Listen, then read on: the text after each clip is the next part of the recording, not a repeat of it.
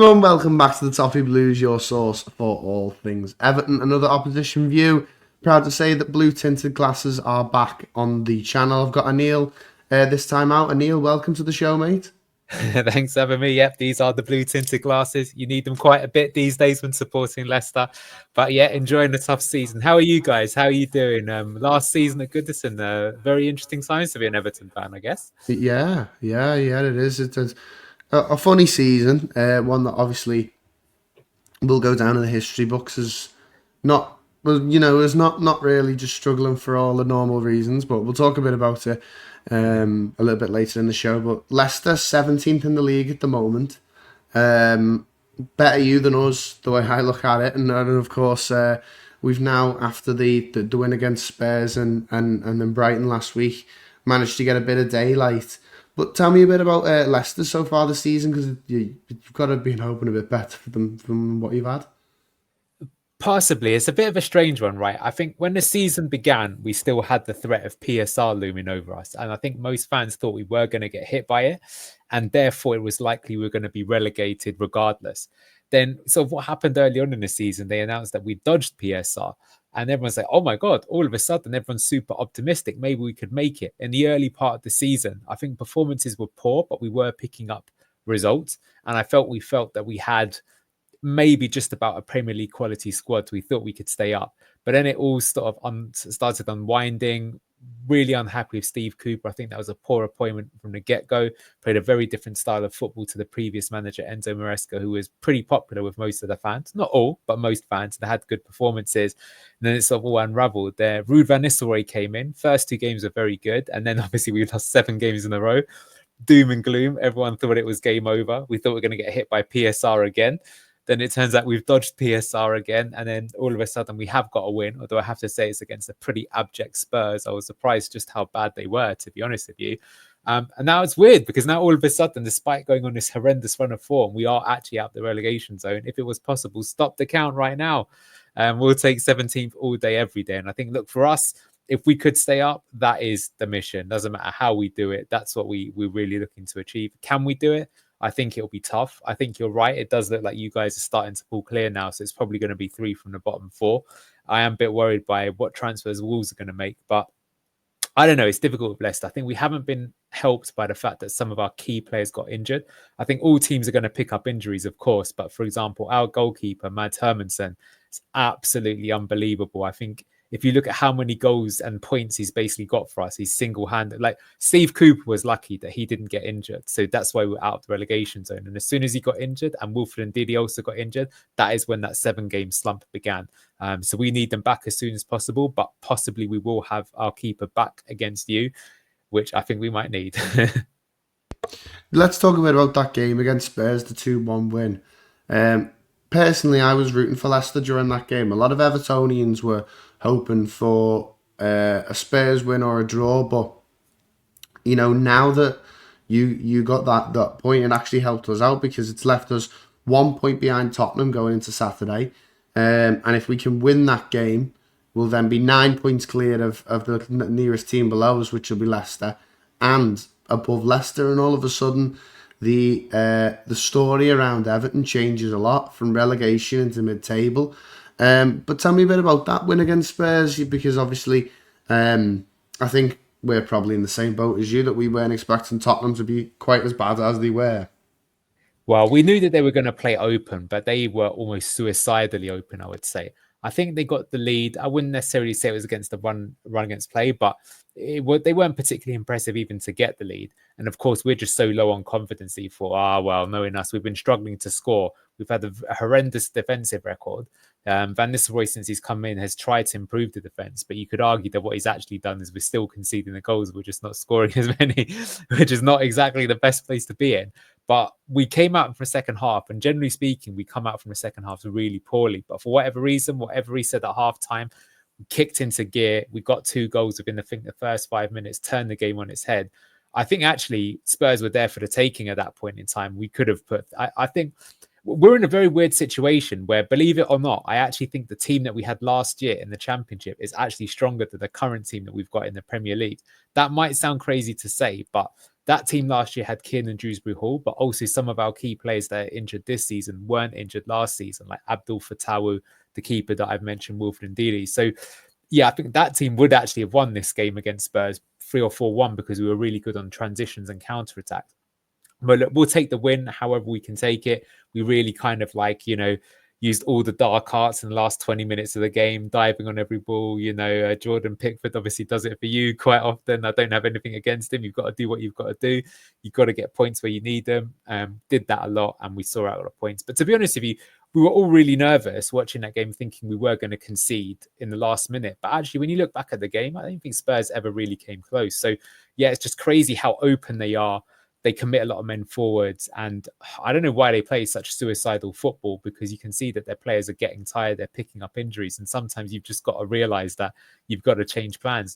It's funny for us because obviously we're playing them and now we're playing you, and I feel like the two managers couldn't be more they're the diametric opposites of one another, right?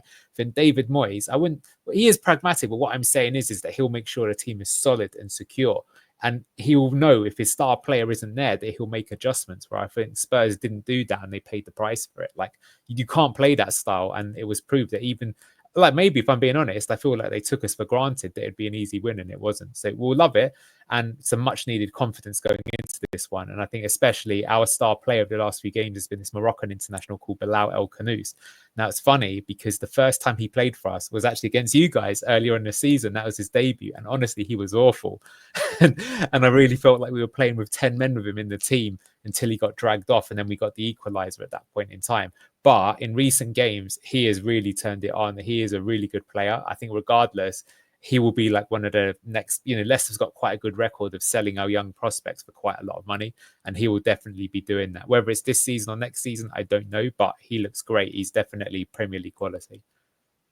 Yeah, I mean, you need players like that when you're I think the story of Leicester City this season has been quite similar to that of Everton in the past few seasons, in that you might go for a while and you're struggling a lot, and then you get this one big win. And I think the Tottenham win for you guys was that. And I mean, I don't want to talk too much about Tottenham because they're not involved on Saturday, but I think I exactly what you said. I think the exact same thing about how Tottenham played. I've seen a really good analogy that Ange Postecoglou is a fantastic chef, but he'll make you the right meal at the wrong time. So, he'll make you a roast dinner for your breakfast, or he'll make you a fry up for your tea or something like that. Yeah. So I think that's what I'm happy about for us, teams like us, because you've got to remember, I mean, Leicester are only a couple of wins away as well from getting to sort of around, that sort of sweet spot of around 25 points that that sort of guarantees you safety. And I think if you can go on a run, I think, to be honest, Anil, it shows how bad some of the teams down the in the bottom half of the Premier League are this season, particularly your Man Uniteds and your Tottenhams. Yeah. That teams like us who've been bitten by PSR and had to step over eggshells with that past couple of seasons, really. I mean, look, like I said, we can go 26 points. We can go 9 points clear of Leicester this weekend. We can go 15th in the table. And yeah, I think it really shows how bad it's been. But let's talk a bit about Everton. Really, it's been a bit doom and gloom for us as well. I thought we should have won the game at the King Power earlier this season that finished 1-1. I remember that was that day with the horrible torrential rain. Yeah. But let's talk a bit about that, because I mean, perhaps had it have been a bit later on, we could have been sat here with you guys as Sean Dyche's manager, possibly. Absolutely. But that was an interesting game. I've got to say that going into it, we fancied our chances, just because I remember in that game you were going in with loads of injuries. And I think you had like Ashley Young playing. I think Tarkovsky was out injured. So you had like a really kind of like, it felt like makeshift side. And yeah, I think to give you guys a lot of credit, you came out in the first 10 or 15 minutes and really shocked us, played a higher press than we were expecting, deservedly got the goal. Ilman and Di, what a great signing he's been for you guys. Really mustard, great goal. Watching it back on the replay, at first you were angry that he scored there, but you have to give credit where it's due. He's found the impossible angle. Then you sort of backed off a bit. In the end, we got back into the game. As I mentioned, we had El Canouse in the team and he was really struggling. And I think that's going to be expected when you've got a young player coming over. But that was a big game for us because obviously there's only so many teams we thought, like I said, with the injuries that we could get a result. But eventually we got back into it. But then classic Steve Cooper, we got 1-1. The best player for us was Steffi Mavadidi and he took him off. And all the Leicester fans are going, what are you doing? This guy's like, he's got the fullback on toast. I think it's because Garner was playing back there, like, not your first choice fullback. So, that was giving us an opportunity down that side and we never took advantage of it. But look, I think overall, I can see why you think you should have got the win there. I think if you had your full strength team, you probably would have done, but luckily you didn't. The point it was, but that was, really kind of summed up, I think, our disillusionment with the manager, that in a game that we felt, we know there's not going to be that many games that we can win this season. So when you've got a team where you thought there's an opportunity to like really like, try and go for it, and we didn't. I mean, another thing that Cooper was really guilty of is at that point in the season, we didn't have these injuries. We had these two exciting wingers, both Mavadidi and Fatawu, and he'd only play one of them. And it's like, we're at home, we've got the equalizer, let's go for it, put them both on, really turn the screw, and he just wouldn't do it. So yeah, that sort of pragmatic football. I don't know, it's funny with you guys. I know you never sort of really took to Daesh, and I think that's probably a bit similar to us and Cooper, that just, despite the fact that you want to survive, there's sort of surviving, but there's like not having just soul destroying football. And I really felt that it was like a back step with Cooper compared to the previous couple of managers that we had. So obviously he's gone. Is that like, I'm guessing all the fans really wanted it, right? Because looking from the outside point of view, whilst I can see that maybe there wasn't love there, I think you've got to respect the job that he did. Despite all these PSR penalties, he kept you up, and quite safely most of the time. To be honest, Anil, you got it pretty bang on there with how you said it. That I know people who were big fans of Sean Dyche, who can now look at it and say, okay, it was probably the right reason to get rid of him. I think the problem that we saw this season that we didn't really necessarily have in the past too was evident in the Leicester game earlier this season, that had we played the football that we'd been playing a couple of years earlier, and we go 1-0 up, we probably would have saw the game out and won it. But it was a bit similar with what you said there with Steve Cooper, that players like Illiman and Died be substituted. The team would sort of look around at each other and sort of just forget how to hold on to a lead. And we lost so many games. I think you remember at the start of the season, the Bournemouth one, the one against yourself, the Villa one, where we go 1 or 2 goals up and completely fall apart. And instead of, probably a bit similar to how we were talking about Ange before, instead of carrying on playing and trying to get another one, it was constantly sit back with what we have. And football isn't as simple as getting 2 goals and then sitting back and trying to stop them scoring one. Then it's about staying on top and keeping the impetus in the game on your side. And unfortunately, we just couldn't do that. And David Moyes coming back in's just set a bit of a spark in the club and got people on side a bit more and got people a bit more excited about the future. And we're now going into games going, okay, can we try and win this one? How are we going to do it? But the injuries are absolutely terrible for us, and the lineup this weekend is going to be something a bit different. It's obviously too late now for any new signings that were to come in. So it probably you don't will think be you'll better. get anyone even on loan? Because we did see that, actually. I mean, I've got to say that my opinion of what the result will be changed quite a lot just by hearing your injuries. I mean, very specifically, Calvert-Lewin. And if you're playing Beto instead, all of a sudden I'm thinking, well, I feel a lot more secure at the back if DCL's not playing, mainly because I feel like he drags defenders around and gives those wingers more space. So I'm wondering if you might dip into the window just for like an emergency loan or something. Yeah, well, there is options. You know, we're looking at Evan Ferguson from Brighton. Mhm. He's one of the ones who I think would be really, really good. But in terms of for this Saturday, um, we probably would have been hoping to have a striker in for this Saturday, but you know, obviously, almost we're recording this on Thursday. Um, if we are going to sign anyone in January, it's going to have to be done very, very quick. Yeah. By obviously, I'm not even sure when it closes nowadays, the transfer window, because it used to be it's it's the end it's of on January. Monday And now. It's unusual, but believe it or not, even though it closes on Monday, I believe that the Turkish window doesn't close for like another week or something like that. And I believe that might even work both ways, or you might lose players. And then you've got obviously these Saudi clubs that are doing craziness, like signing John Duran for 70 million and things like that. So there's still likely to be a bit of chaos even once the window's over, actually.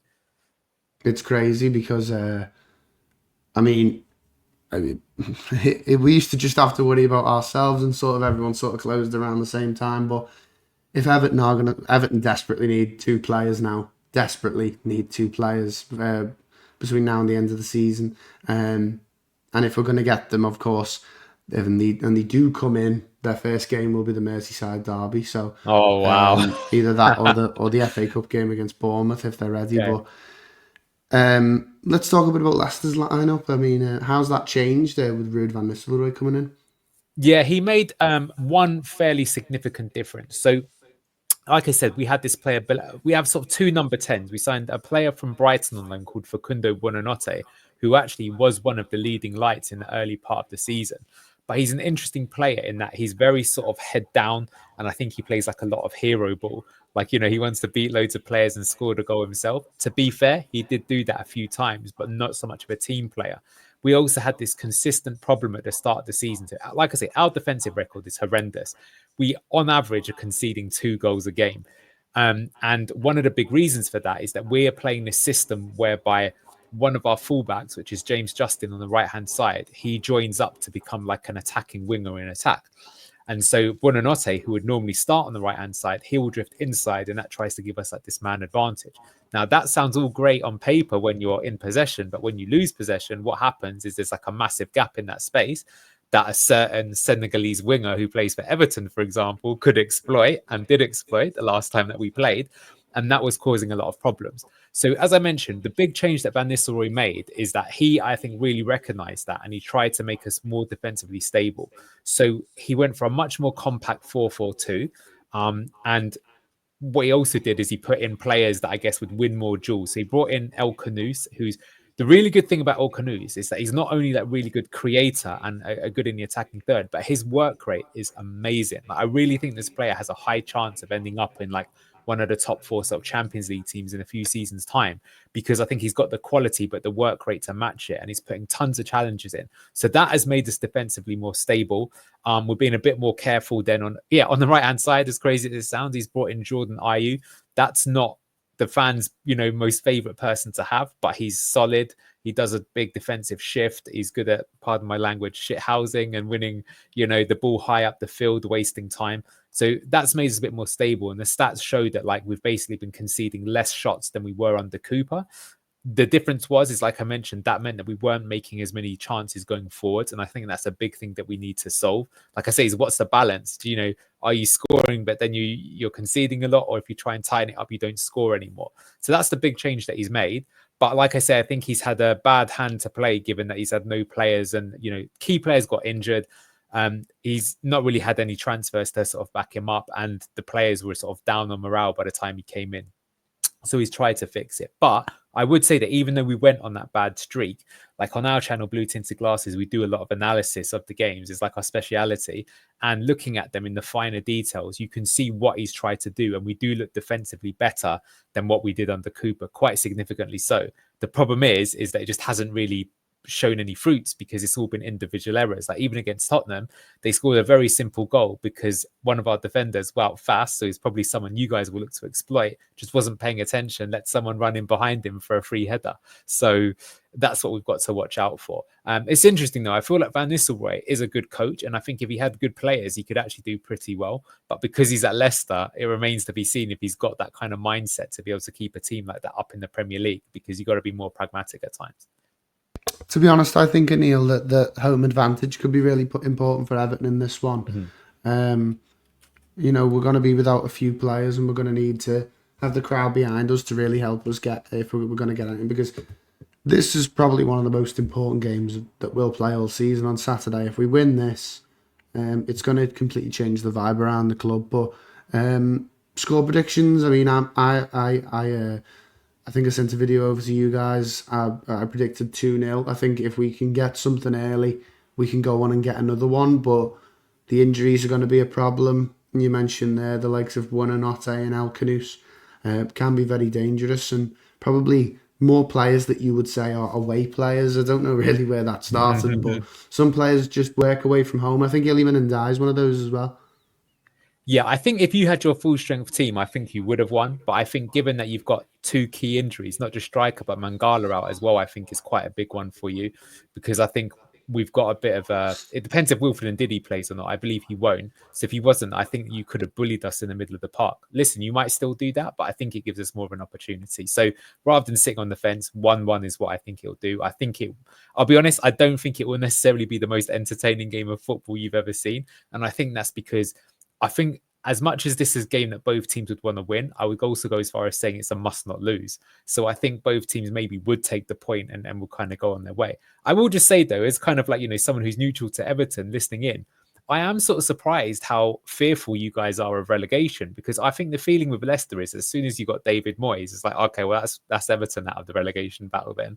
And it really hasn't surprised me. Like we were looking back at the Brighton game for the analysis and it just made me laugh. It was like just 3 shots all game, only 1 on target, and yet you just knew it. It's just that's a David Moyes classic. He knows how to grind out those results, and I feel that honestly, having played both you and Spurs this season, for me, you look way more that like you'll stay up than they do because they've got this weak Achilles heel. Whereas yes, you're going to have some games where you look pretty poor, but I just think you'll grind out enough to stay in the division. You've got someone who's so experienced at doing that, and I do think you actually have a better squad than maybe people give you credit for. Like I think it's just been an easy sort of pile-on to say that like, oh, their squad's pretty poor. If you look at it, I think you do have a strong spine, good goalkeeper, at least one good centre back, at least one good midfielder and a good striker up top. You put it all together, you always got a chance. And you've also got a player who can create something out of nothing. And that's really useful when you're in a relegation battle, because sometimes you need that player to do that magic and pull you a goal that you don't deserve. So I'm curious as to whether you think that. But for me, regardless, I believe it or not, I think even if we beat you on the weekend and we dragged you back into the battle, I still don't think you would go down. I just don't think it would happen under David Moyes. So just curious what you think to that. Yeah, well, I mean, I think you make a really good point there about Ndiaye being the one who can make something out of nothing, because when we stayed up in 2022, we had Richarlison and he was able to be that player for us. But for he me, hated Leicester. He always scored against us with Richarlison every frigging time. And Dye's a bit more of a, that type of player that offers, and in my opinion, a little bit more. Probably, in front of goal, and also his defensive duties and his ability to keep hold of the ball are so important in this Everton side. It's just a real shame that about Orel Mangala, because he's been a really good player for us this season. But I think, it will depend on the transfer window now the rest of the season. If we can get one good centre mid, or James Garner comes back fit, and we can get a striker, a good goal scorer in for 6 months, then I think we'll be all right. But we're desperate for that, because Bato's struggled a lot since he come into the Premier League. Just before we move on to our lineup quiz, of course, the final time you guys will ever come to Goodison Park. You mentioned it a bit at the start.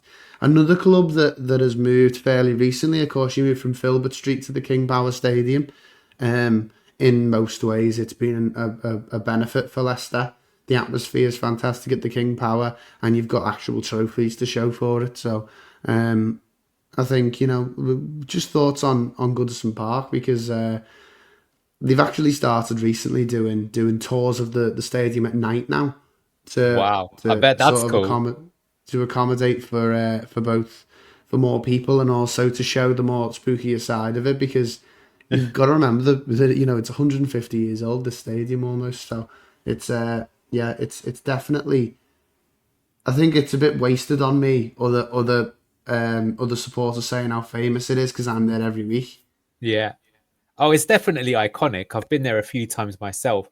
I will say that something that I've observed, and I think this is more indicative of just what, sadly, what's happened to Everton over the past decade, is it's always been, in my opinion, surprisingly quiet there. I've always expected like more of a bounce, but I think to be fair, under the Moshiri era, maybe I've been very critical to say that because I know it myself. Like we got relegated to League One at one point, and that was not much fun to go down to the King Power in those days.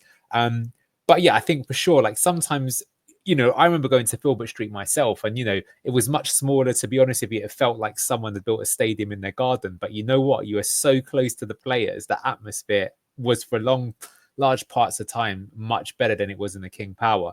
The King Power, the season that we got promoted, and then obviously we did the Great Escape and win the Premier League. That was obviously when it was bouncing. These days, I got to be honest with you, it's pretty dead there. To be honest with you, yeah, it's nice that you say that, but I wouldn't agree. I think it's the away fans always outsing the home fans these days. Some people even think the fans have got entitled. I wouldn't go that far, but I think it has definitely lost that edge or the excitement of when we first came to the Premier League. But at the same time, I think Goodison Park, it is old. Things have got to move on. Actually, from what I've seen, I mean, what about the location? That's maybe the one thing that I could see being something that like really sort of like annoys fans that it not being in the same place. But I mean, it looks good, is what I'm saying, and I think it being actually by the docks and things like that, it might actually give you an edge or maybe make it feel unique or surprisingly cool. Because actually, you mentioned Tottenham Hotspur Stadium. I didn't go to the game this week, but I have been to that stadium before, and it's a world class facility. It's amazing, but to be honest with you, it feels quite soulless, right? It's got like I don't know 32 pubs in there or something like that, and it makes a ton of money for them. But I preferred White Hart Lane. I thought White Hart Lane had character about it. It felt like more traditional. But times move on, I suppose. It depends. I just wonder for it. But yeah, it's definitely. I think it'll be a stadium that is missed. I think certainly by the away fans, that's for sure. Well, the thing is about the new stadium is, it's been on the pipeline for about 10 years now, and it's been Wow. constantly the fans have been the focal point in building it. Um, we've had surveys about the most simple things from how steep should the stands be to what beers should be sold at half time, and it's pretty much been designed by Evertonians, this stadium, to be honest. And it's about time we moved. And I mentioned off camera that I've got a bit of a unique view on it. That I think for me, being a younger Evertonian, we're constantly told that it's such a famous stadium. We're constantly told that it's a special place and it's amazing. We've got to remember a lot of Evertonians have never seen any success there. Yeah. And it's nice listening to older family members talking about how great it is, but there's a point where you've got to move on and move with the elite and try and push yourself forward a little bit. Using the location, the size of the stadium, the extra revenue to be a better club. And I think, to be honest, I've heard a lot of noise from other team supporters talking about how Bramley-Moore Stadium is the wrong decision for Everton, but to me it sounds a bit like sour grapes, and they're very much happy to watch us sit there at Goodison Park for the rest of existence and never do anything. So I'd like to see what other fans would say if it was their club in our position right now. Oh, it's Um, totally the right thing to do. I don't agree with that. As you say, you've got to move on, and not being funny thing, the ground does sort of feel like it's falling apart. But what I'm yeah, saying is it's still got that character. I guess it's like that hoodie that you've had for 10 years that's really comfortable when you get home and you always throw it on, and like your dad's like, shouldn't you get another one? You're like, nah, I'm all right. This one's just got something special about it. If you met your girlfriend wearing it, all that kind of stuff, there's always going to be something to it. Listen, though, what I will say is when you get the new stadium, it's all about can you create memories in that one. As I say, King Power originally just felt like a kind of, I don't know, generic sort of prefabricated stadium. It's almost identical to St Mary's that Southampton have.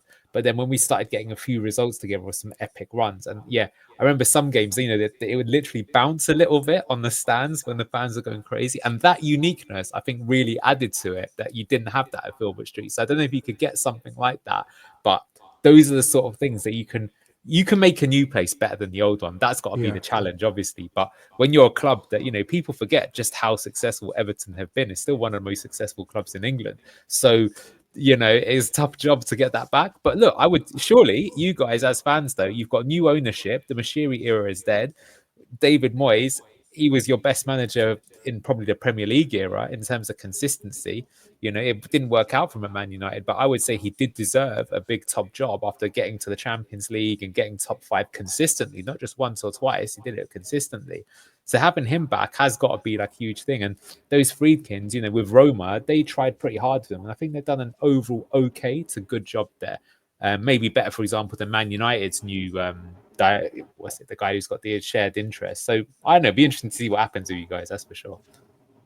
Yeah, I mean, you're right about that. I mean, people can call it soulless if they like, but it'll be very much different when there's 50,000 Evertonians in there that have been waiting for this moment for many years. But let's go back a few years anyway. 10 years ago, just before Leicester won the Premier League, a year before, Leicester's first season back in the top flight. The first time I remember of Leicester in the top flight.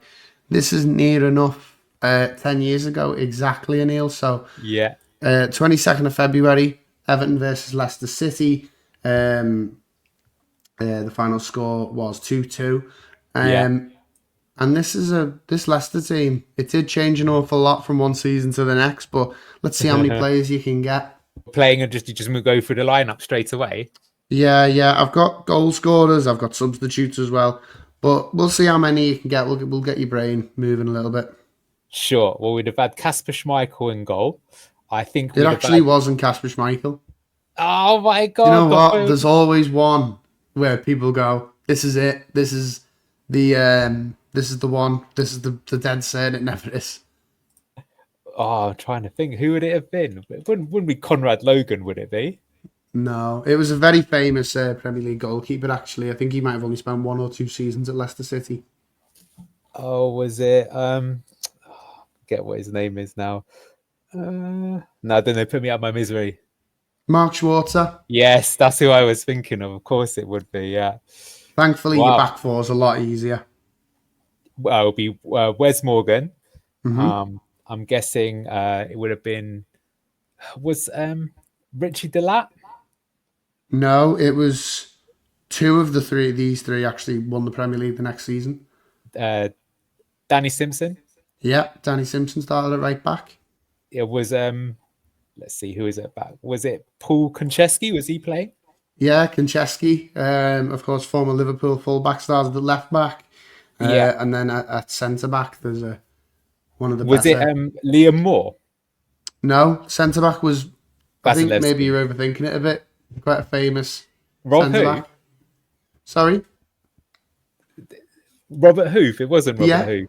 Was he? Okay. So just to get this right, what are we talking? The 2012 season or the 2013 season? It's 10 years ago, so it's the 2014-15 season. Ah, okay. Now I know why. Okay. See, that's it. You're going too far back. You double guessing yourself. Yeah. Okay. I thought you would. Okay, yeah. Gotcha. In centre midfield, you would have had. I think these two are quite well regarded at Leicester. It says here one's a defender, but you've got 2 players beginning with M, 2 quite big characters in Leicester City's most recent history, I think. We're talking about central midfield. Yeah, we'd have had Danny Drinkwater. It wasn't. Did you mention Upson earlier? No, I went. I said Richie Delat, and I also went for Anthony Knockhart, but so Paul Konchesky. But that was the previous season. I thought we were talking about the season when we first came up, because that was the game that I was actually at, believe it or not, and I can remember what happened there because we didn't. I think on this day specifically, you might have started with the 3 at the back because Matthew Upson's one of the defenders. Ah, yeah. Okay. I see where we're going here. That's very interesting. So then you've got your 2 centre midfielders. So one of them's English, and the other one is probably the standout Leicester player from this season. So I'm guessing we'd have had the standout player would be N'Golo Kante, I'd imagine. This was just before N'Golo Kante, I think.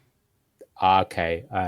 The other midfielders we played would be Andy King, Danny Drinkwater. We could have had Gökhan Inler, who was playing a few games before N'Golo Kante came into the team.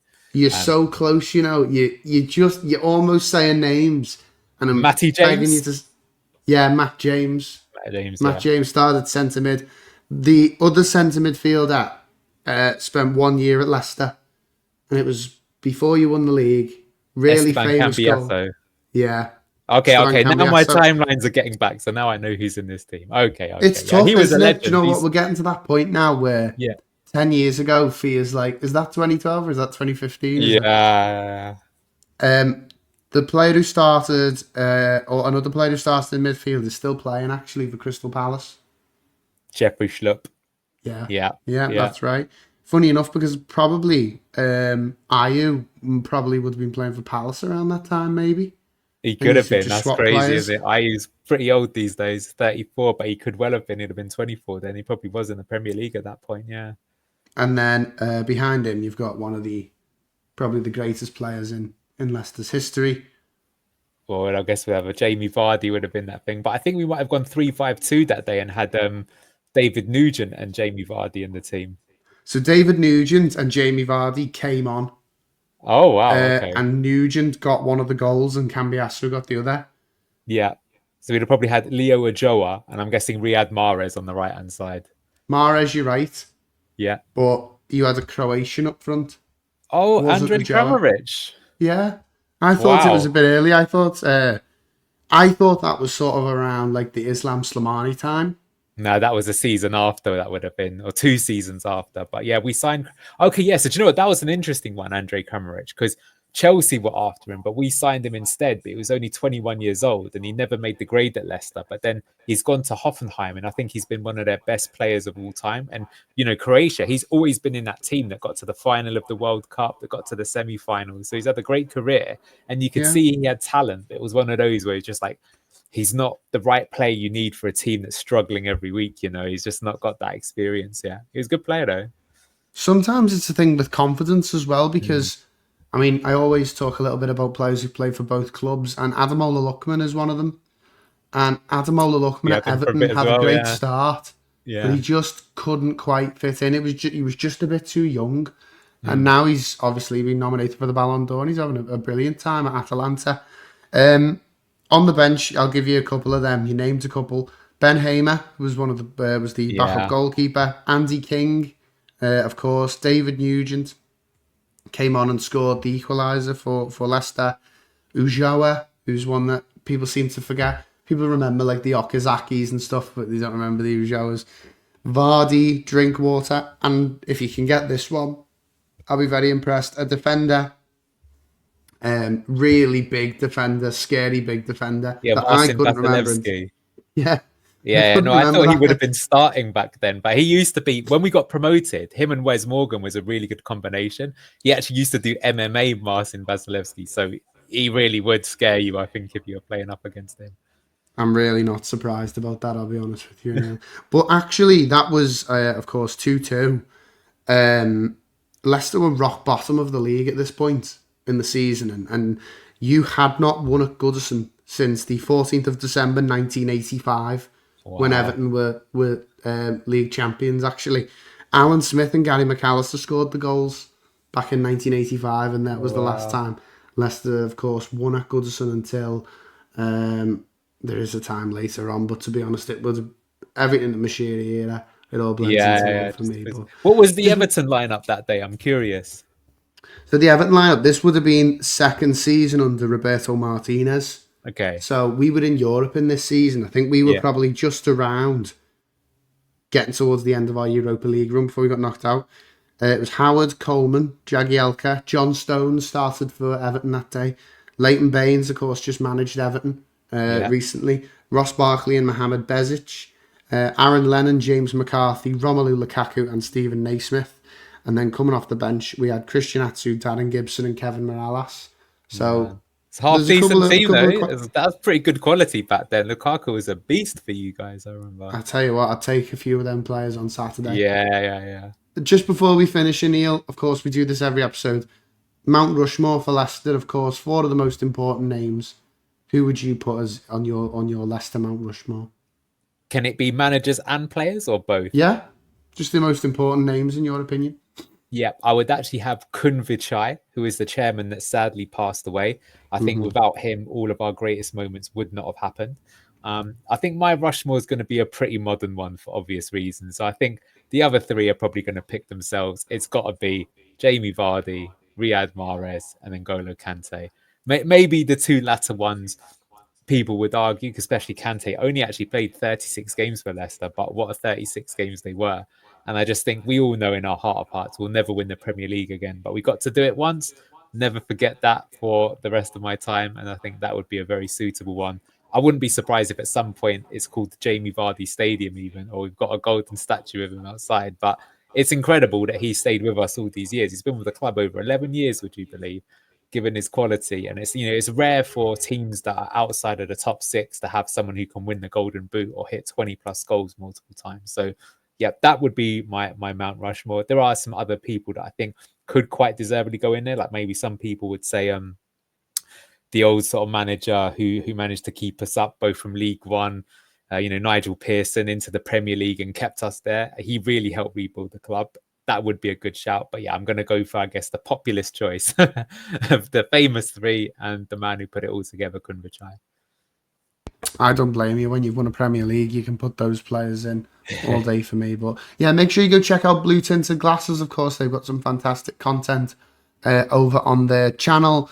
Get your score predictions in for Saturday. Make sure you like and subscribe to the Toffee Blues, and I'll see you in the next one.